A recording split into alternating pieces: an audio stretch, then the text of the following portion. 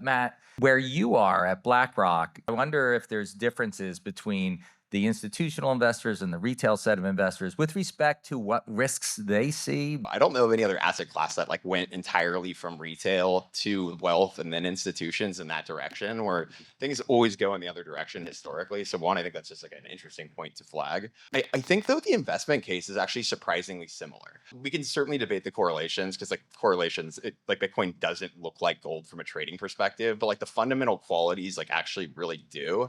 And there's been a lot of idiosyncratic things that have been driving Bitcoin the last couple of years, things like the election, things like expanding access to wealth via ETPs. I think most of our investors are thinking about this as an asset that's truly scarce, can make long-term credible commitments about its scarcity, which fiat money can just simply not do. And in a world of sort of de-dollarization and excessive debt levels, like that's a story for most investors, whether they're retail, whether they're institutional, or I should say really anyone who's directional. There's a large pocket of investors who are just trading this tactically. Probably a lot of folks in this audience, the hedge funds that are trading basis and using the ETPs as the long leg to collateralize a short futures position. But for the folks that are directional, they're generally thinking about this as a de-dollarization, long-term scarcity trade. Where are the differences in sort of the approach between them? And this is where I always find a little bit interesting. Like our internal think tank came out and said, we think 1 to 2% is like a good Bitcoin allocation for most investors who want to have that profile in their portfolio. In reality, I've seen like a much more,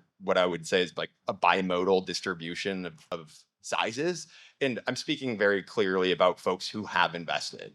Like the majority of wealth and traditional investors are still on zero, but of the ones that have invested, direct investors can be extremely large sometimes. You'll find the direct investor who it's their entire portfolio. But speaking between like wealth and institutional, we typically see wealth on the higher end of our range, like above the top bound of our range. Typically, I would say 3-4%. I feel like a lot of them feel like they've done a lot of work and they don't want to do all that work to get to that point and put in 1%, which they feel like doesn't have a material impact on their portfolio. And then simultaneously on the other end of the spectrum, most institutions I've seen are less than 1%. They're substantially more portfolio construction focused, thinking about time varying correlations, trying to come to terms about how it fits in a portfolio context and overall portfolio efficiency improvements. But oftentimes you'll even see it. Like like Rick Reeder, who runs multiple trillions of dollars for BlackRock, has had Bitcoin in his portfolios, multiple portfolios, in some cases fixed income denominated portfolios. And that's just because they think of it as a truly scarce asset that's going to improve portfolio Sharpe ratio, being fully aware of volatility constrained. Like it just can't be more than a 30 basis point position in those types of books.